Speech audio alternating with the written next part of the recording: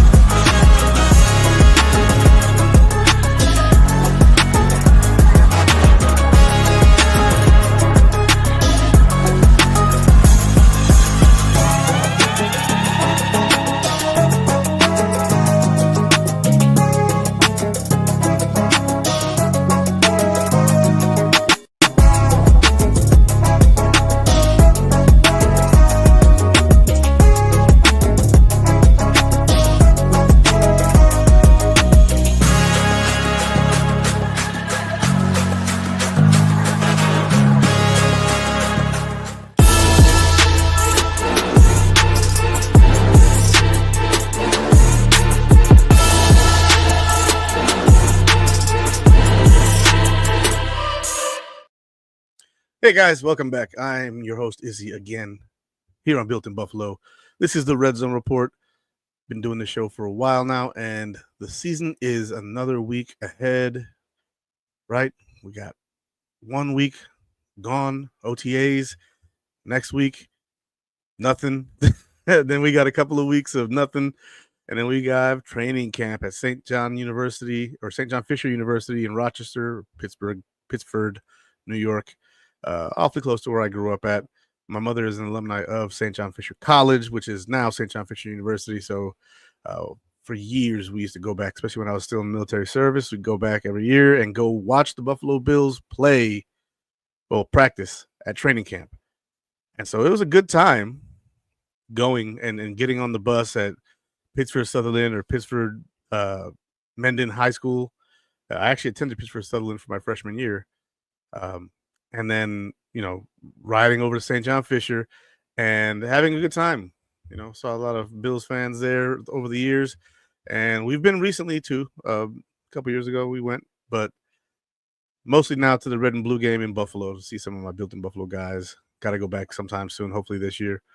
But, guys, it is time to talk about the OTAs and some of the guys who shined, and some of the interviews that we saw with, the staff, Brandon Beane, Sean McDermott, Bobby Babich, Joe Brady, and the different things that have gone on, the players, doing what they do. And I see you guys all in the comments. Happy Father's Day, Kim, Chris, Go Bills, Sandra, Miss Nancy.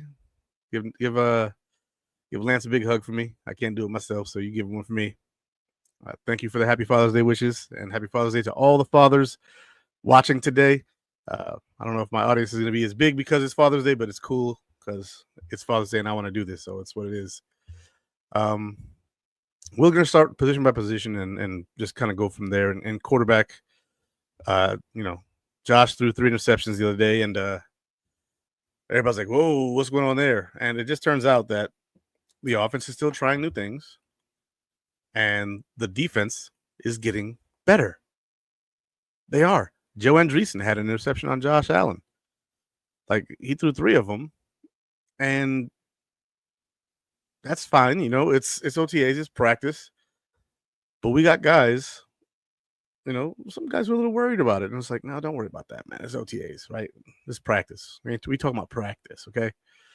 Josh Allen still looks good, still ripping the ball, and he's apparently getting in tune with some of his receivers, especially some of the new ones, the 2 new ones, because we only have 2 new ones. And so with the quarterbacks, we'll talk about those guys. Joshua Palmer, who apparently I think tweaked his leg, and Elijah Moore started building that rapport with Josh Allen, and he was ripping passes their way. And Elijah Moore is apparently making some noise in this Buffalo Bills training camp. Elijah Moore is doing his thing. And I'm here for it, honestly. Like the Bills are doing well. We did have an injury to our first round pick. I know people are worried about that, but luckily it's not something serious, right? Like my lady Sandra in here says, better to throw INTs now instead of during the season. Correct. Get these plays ironed out, know where your reads are. You know, you got new stuff coming down the pipe per Joe Brady. And the Bills are kind of moving in a direction of still installing some new things, still improving upon some of the old stuff, and working in plays for the new players, right? We don't have Mac Hollins anymore. We don't have Amari Cooper anymore. We now have Joshua Palmer and Elijah Moore. So you're going to have plays now designed to better utilize the new tools, right? So some plays from last year are going to be scrapped, and some plays are going to be built just for the new guys. It's the nature of the beast. And so the receivers are doing well, right? Shakir's still doing Shakir things. Tre'Davious White, glowing reviews of Khalil Shakir and his growth since he, was gone for a season, right? Because he was with us, and you saw Khalil's rookie year, and then he was gone for Khalil's second year. This was Khalil's third year, or no, what was his third year? This is third year, yeah. And this going into his fourth year training camp, Tre'Davious is blown away with Khalil's growth. And I think that most Bills fans are pretty blown away with it too. Like we don't look at it the way he does, where he's seeing the growth and then you're saying like, wow, like he's really getting there. Like we're seeing it from the fan side of it, where you're like, we got a guy. Like we're just excited. Like Khalil's real. Like he's a real dude. He's out here putting up real numbers. Like we're excited from that standpoint. He's excited because he's witnessed the growth from the time he came into the NFL to now. Like, wow, that boy doesn't drop anything now. That boy's got route running skills. He's breaking tackles. He's getting up the field. He's doing all these things. And he's just improved upon the good skills that he had before. Khalil Shakir I liked when we drafted him.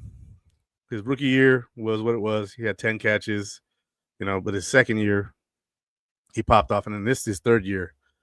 Like, he really took a step as the number one guy, basically, for this team.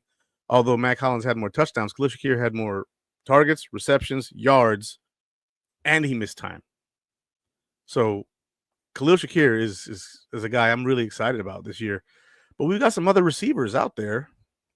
One of them's on my thumbnail, and that's Tyrell Shavers, who apparently has been lighting it up during OTAs. One-handed catches, like decimating our top two corners in Maxwell Hairston and Christian Benford. Like big boying people.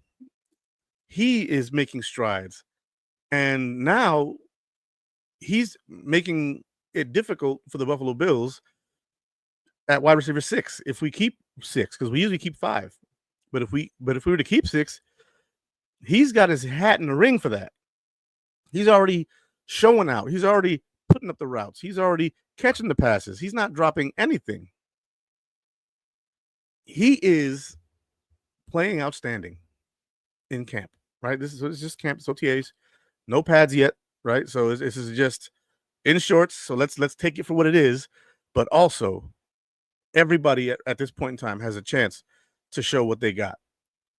And this is all technique at this point, right? There's no physicality right now. This is all technique, going out there, running your routes, foot speed versus foot speed, quickness versus quickness, in and out versus in and out. And he's doing his damn thing. He's doing his damn thing. Keon Coleman. Apparently the speed is better. The quickness is better. And his size is better. We'll see what happens when the pads go on and he can actually use his physicality, because that is his biggest tool. Keon Coleman could be an animal this year. I think he could take a big step this year.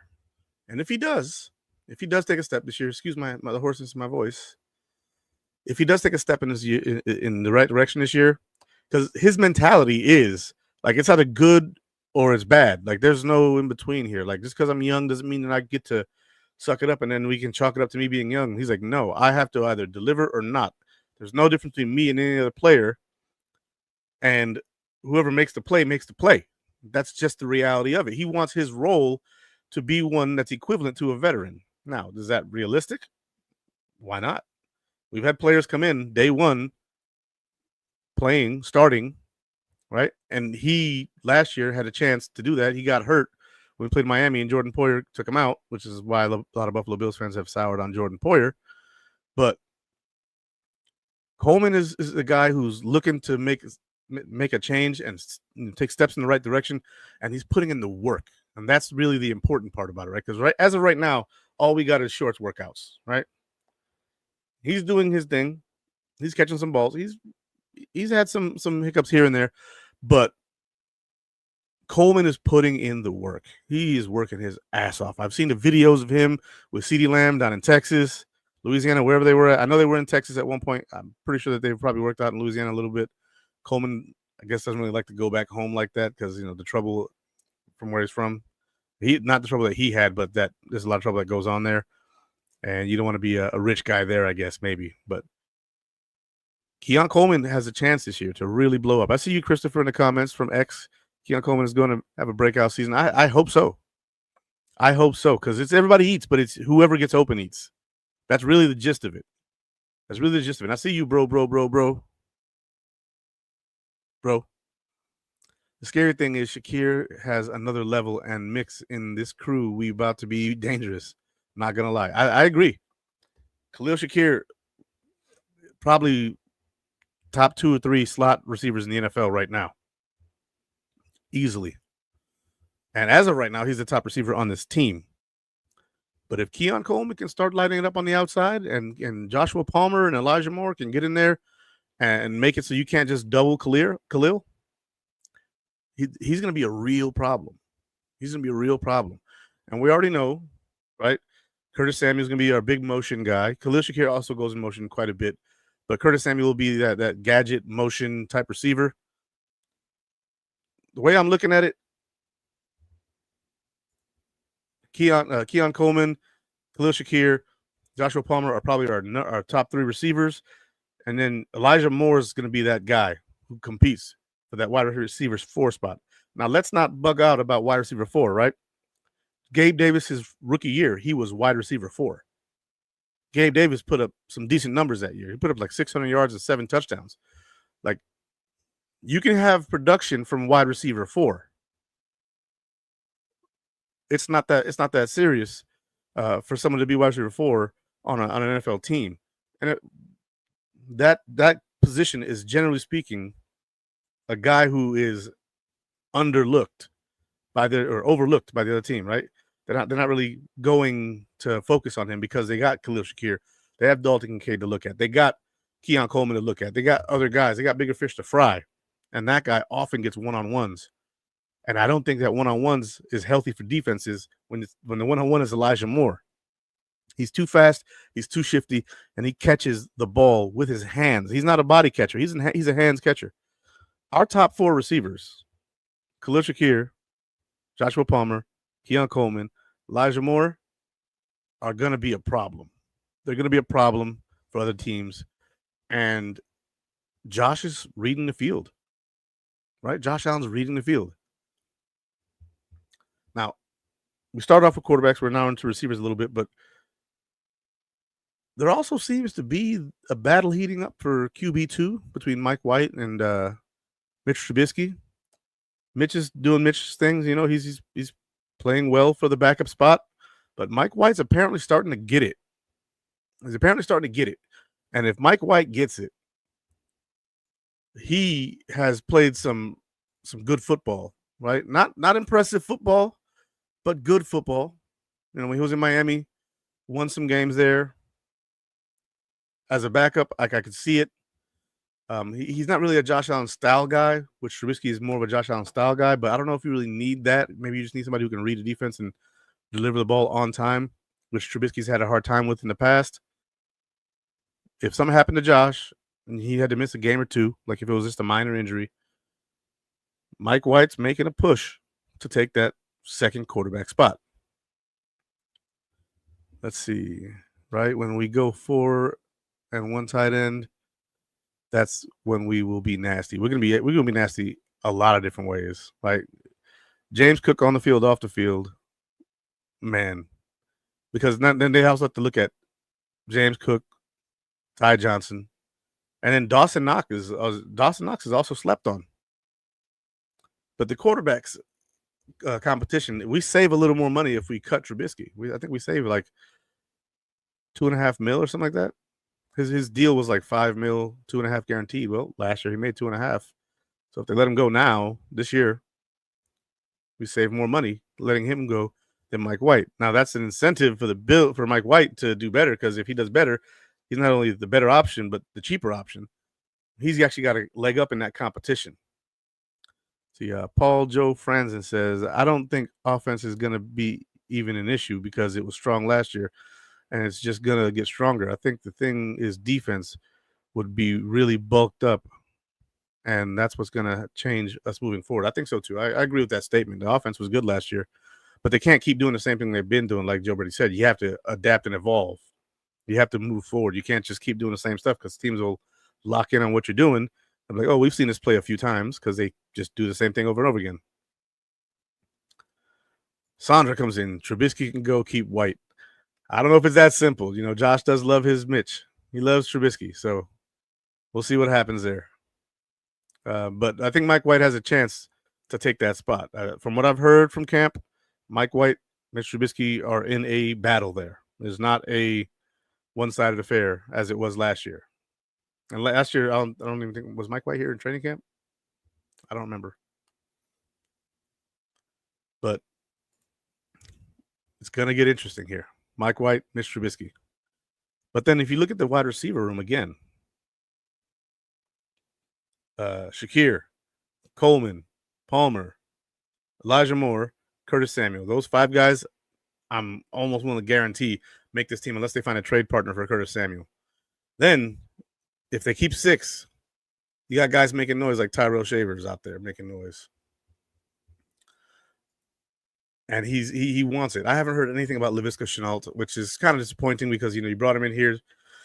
It's kind of his last chance, and he's just not on the field. I think he's been injured. So you're looking at those guys.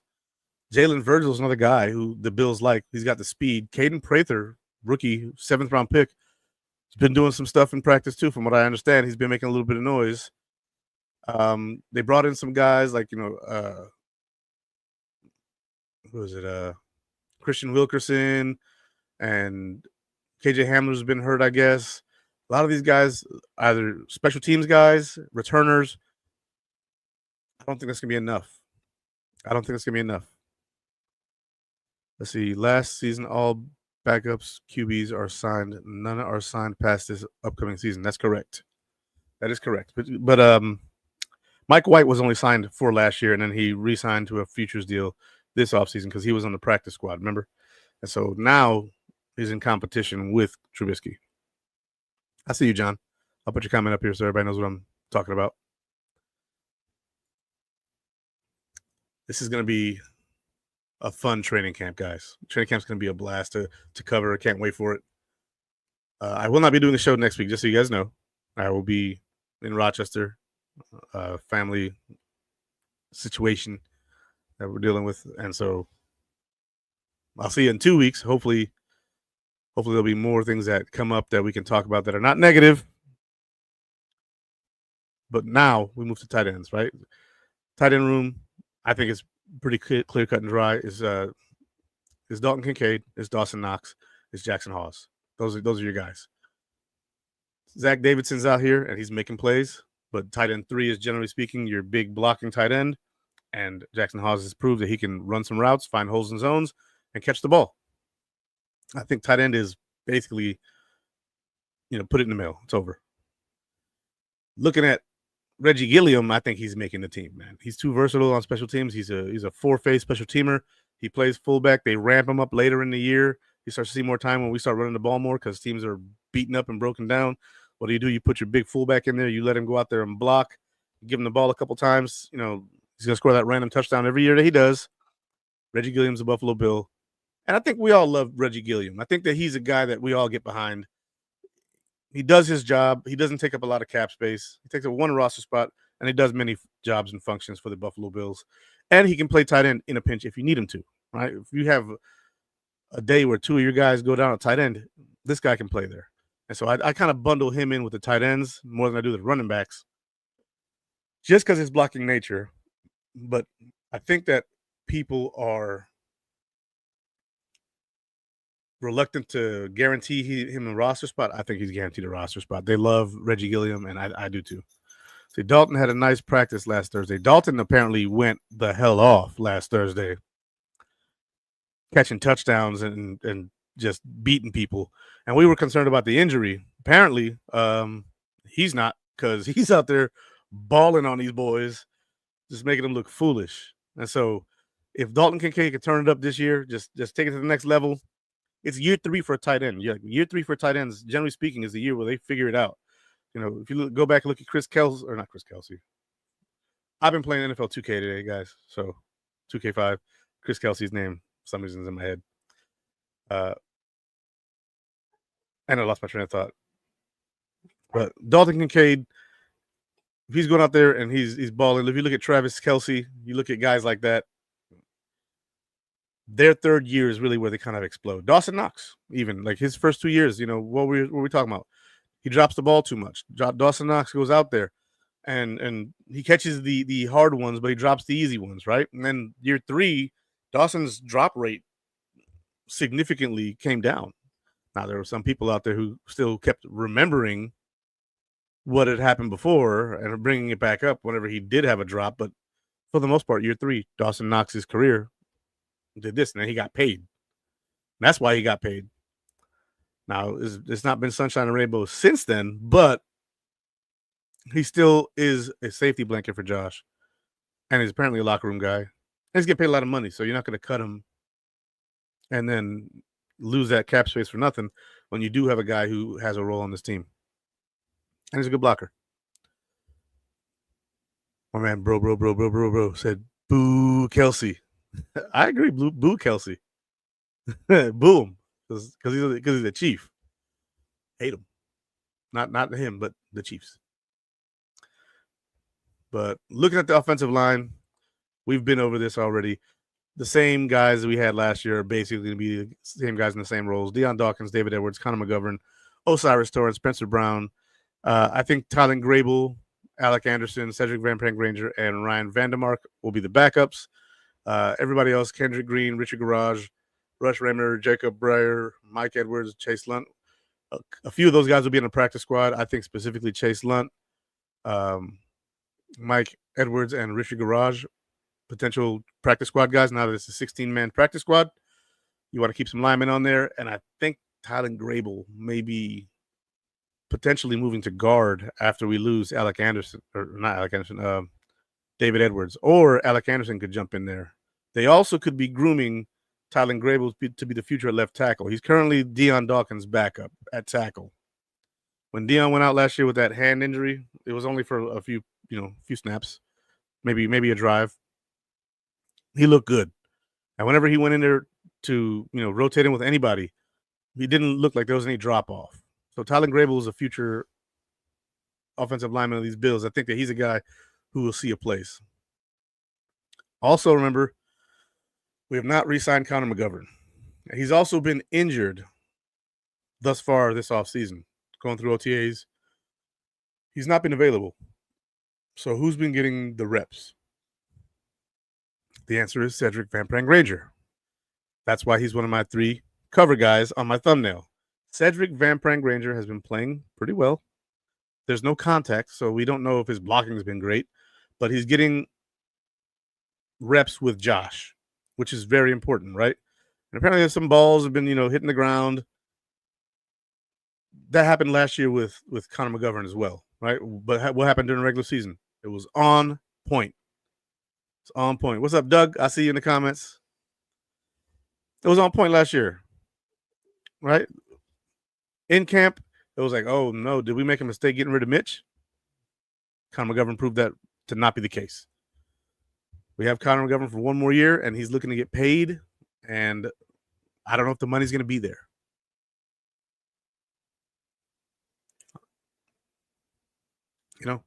I don't know if the Bills are going to want to pay him while they're also paying both their two tackles, especially when they have a damn good college center from Georgia, national champion center, on the roster right now, who is waiting in the wings for his shot. That water, baby. Especially when that guy waiting for a shot was a draft pick. You know, like you have a guy you drafted. If he goes out there and lights it up, you never know. Man, bro. Granger might be up next because we don't have money till next year, honestly. But I think he'll take a big payday. I think he will too. And I love McGovern. I think that he'd be great here, you know, to stay. And if the money's right for both sides, then cool. But I'd prefer to have Connor McGovern on his roster, but it is what it is. We can't keep them all, you know? We can't keep them all. Hopefully we can win a Super Bowl with Connor McGovern here. He can have one of those nice Bills rings. And then his value will skyrocket. And then he'll get his money, whether here or elsewhere. But you win a Super Bowl, it just happens to every team. You just lose players because the value of those players goes up because they're Super Bowl champions. It's just the way it is. Now, moving on to the defensive side of the ball, which is the side that's really in need of the most attention as of last year, right? Last year, defense production dropped. Well, the Bills went out there and addressed it, right? So you still have your core defensive line, Greg Rousseau, Daquan Jones, Ed Oliver, but they brought in Joey Bosa to take over Von Miller's place. You also still have AJ Epinesa, Javon Solomon, right? And Dwayne Carter. When you look at the additions of Joey Bosa, TJ Sanders, big boy Deion Walker, and I might have said Deion Walker before. I meant Dwayne Carter from last year, draft pick from Duke. Landon Jackson and Michael Hoyt, along with Larry Ogunjobi, who's those two guys are suspended. The Bills addressed this defensive line beautifully. And that right there is why keeping Connor McGovern is going to be very difficult. But yeah, the additions of Landon Jackson, the additions of Michael Hoyt, Deion Walker, TJ Sanders, Joey Bosa, like they went after the defensive line because the defensive line struggled. And then our linebackers at the second level were getting destroyed, which is why we have so many linebacker injuries. Guys getting to the secondary way too fast, and we gave up a lot of rushing yards last year. Like we were terrible at stopping the run. Now, am I saying that these guys are going to shore up the run defense? I have no idea. But they're trying to shore up the run defense. Clearly, you get a 330-pounder in TJ in a Deion Walker, and then you get another 305, 310-pounder in TJ Sanders to help clog the middle up, along with Dwayne Carter coming back. And those are just the reserves. If you look at the starters, Daquan Jones and Ed Oliver, those guys are the rotation. If Daquan Jones can turn back the clock a little bit, because a lot of people are like, he's 34 and that's old. It's like not really. Not really. Like Calais Campbell's 39, 40 years old right now, and he had like 9 sacks last year. Like, no. Players can play further into their careers now with the new medical stuff that's going on. And sometimes you get hurt and you just need a year to recover. I'm hoping Daquan Jones turns back that clock.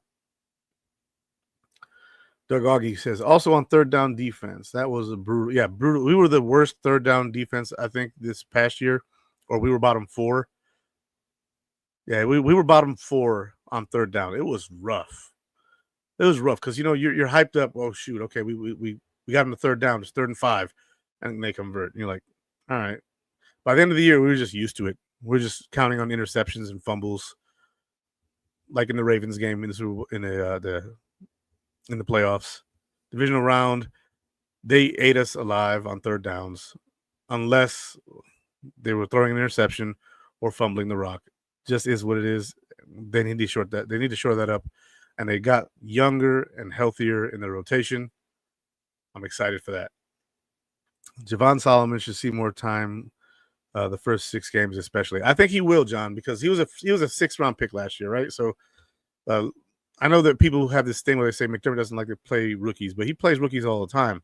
You got to earn it, right? Javon Solomon being a 6th-round pick. You had Groot, and you had Vaughn, you had AJ, you had established guys like Dwayne Smoot that just saw the field more. I think that Javon Solomon raised enough eyebrows in the few snaps that he had that he should see more time.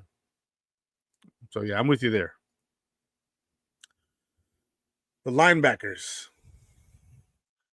The linebacker room to me has felt both like the cupboard's bare, but like it's a crowded room. It feels like both those things at the same time. I don't know if I like that or not, right? Matt Milano, Terrell Bernard, Dorian Williams, you're like, wow, we got 3 guys who can start. It could be a combination of any of those 3 guys, and we'd feel comfortable as fans with those 3 guys on the field, right? Then you look behind them, and you've got Shaq Thompson now, who you're like, oh, okay, that's a veteran. He came off an injury, but if he has to play, he can play middle linebacker, he can play will, he can play any linebacker spot you want. You also have Balen Spector, who most of us are probably like, he can do special teams, and that's about it, right? That's about all that Balen Spector can do. They brought in Keontae Jenkins. He's very undersized. He's only 219 pounds. But you still have draft pick from last year, Edifon Ulofoshio, and Joe Andreessen. So if you take out Balen Spector and Keontae Jenkins, you have 6 guys.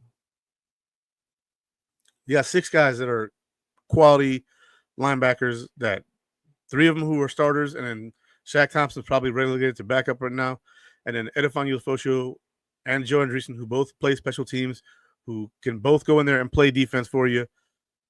That's your 6, right? Joe Andreessen intercepted Josh Allen. We already talked about this. He is improving. He's seeing the field better. He's making moves better. He's reading better. Buffalo Joe is doing his damn thing. I'm happy that, we have guys who are from Buffalo that can do this. But if they couldn't do it, right, like if he sucked, then I wouldn't be mad that he was cut. But he's actually doing very well. He's doing very well. I think he's doing better than Ulofoshio is. And Ulofoshio was a draft pick from Washington who went to a national championship that year. And he put in very good tape as a defensive starter for them. But, again, that cupboard feels bare and crowded at the same time. It's a weird way of looking at the linebacker. It just feels different. There you go, Hoyt. There's another one. Hoyt is a guy who's probably going to see a lot of linebacker. I know it feels cliche at this point, but he feels like a Lorenzo Alexander replacement. He feels like somebody who's going to be a guy that takes over that role that we haven't had in years. And when we had Lorenzo Alexander, this defense really, really went. It was really, really good. And a lot of people will say, well, never heard of Hoyt, before he came to Buffalo. Well, a lot of people had never really heard of Lorenzo Alexander and his talent before he came to Buffalo either. He played like 7 different positions: O-line, D-line, outside linebacker, inside line. He played everything. And now he comes to Buffalo, and Lorenzo Alexander finds a spot, outside stand-up pass rusher, that doesn't exist in a 4-3 defense, which is what basically we run. We run a 4-2-5 mostly, but the basis of it is 4-3. If you look at Taron Johnson as a linebacker instead of a corner, it's a 4-3. It's just you're replacing one linebacker with a corner. If you replace one of the defensive linemen with Hoyt, but at linebacker, and you run 3 defensive linemen, you're in a 3-3-5. You just change it from a 4-2-5 to a 3-3-5. This defense can be nasty with a guy like Hoyt, with a guy who brings back that Lorenzo Alexander role. He's not Lorenzo Alexander, but he might be able to play like him. He might be able to do what he did. And that, to me, is very valuable on his team. Week 6, we'll see what happens there. We have him listed as an end, but I see him as an end linebacker hybrid. Now, going to the cornerback room, Maxwell Harrison tweaked his hamstring. Luckily, not a serious soft tissue injury. If it was the season, they say he would play. When camp first started, when OTAs first started, he was not seeing the field fast enough. Right? He was fast, but he just wasn't reading fast enough. He wasn't getting it fast enough. But as the weeks went by, OTAs week 1, OTAs week 2, OTAs week 3, Maxwell Harrison started to pick it up. He started sticking it to receivers better. He started understanding the defense better. He started understanding his assignments better. Maxwell Harrison may have concerned some people in week 1 of OTAs, which I think is crazy because it's week 1 of OTAs. But he improved himself every week. None of us are worried about Christian Benford, right? He's probably going to be an all-pro one of these years with the Buffalo Bills. And behind those two guys, we have Dorian Strong, Dane Jackson, Tre'Davious White, Jamarcus Ingram. Like, no one's concerned about that. Then you have Taron Johnson and nickel. Behind him, Cam Lewis and 𝐾𝐿. Safety, Taylor Rapp, Cole Bishop, Damar Hamlin, Jordan Hancock. And apparently Owens has been showing out. Apparently his ability to read the field and understand the defense and respond to what the offense is doing has been received very well. He's apparently been showing very good progress. And he's not a small safety. He's probably built like Jordan Poyer, 5'10", 210 pounds. He's from a small school, New Hampshire, not a big university. He's originally from Maryland, so I'm sure that him and our boy Christian Benford probably, talking things out and, having some fun, reminiscing of their time in Maryland. But Owens is apparently doing his thing and making some noise. I saw an article on Buffalo Rumblings by Sean Murphy, who said keep an eye on Buffalo Bills rookie DB Owens this summer. He may find himself as a practice squad guy. And John Robert, you brought it up before I could. 𝐾𝐿 is playing good. These are good problems to have, even though some of us may, lock in on one guy. Like you may see a guy and you're like, ooh, 𝐾𝐿 is doing really good. And then so does the other guy. And they may be competing for a roster spot or a practice squad spot. Or they could both make the practice squad. But I doubt both of those guys make the roster. So we'll see what happens there. But it's very interesting. Like Owens, undrafted safety, is making noise. That makes me very happy about that. Now, looking back at the Bills roster here, the corners I think will make this team are Christian Benford, Max Harrison, Tre'Davious White, Dorian Strong, Taron Johnson, and Jordan Hancock. I think he's going to play a nickel safety role. He'll do both. Cam Lewis is going to be on the bubble, especially with 𝐾𝐿 doing as well as he is. But I don't know if 𝐾𝐿 is going to be able to take Cam Lewis's spot. Cam Lewis has proven himself to be pretty valuable, right? But I don't know if he's, unexpendable. And at safety, Cole Bishop, Taylor Rapp, Jordan Hancock, Derek Forrest, and Owens is probably in direct competition with Damar Hamlin. They like Damar Hamlin. They do. They really do like Damar Hamlin.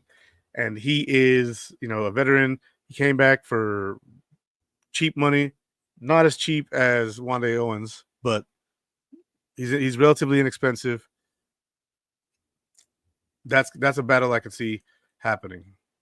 See, Dane Jackson may be practice squad. I don't think he makes the roster, Matt.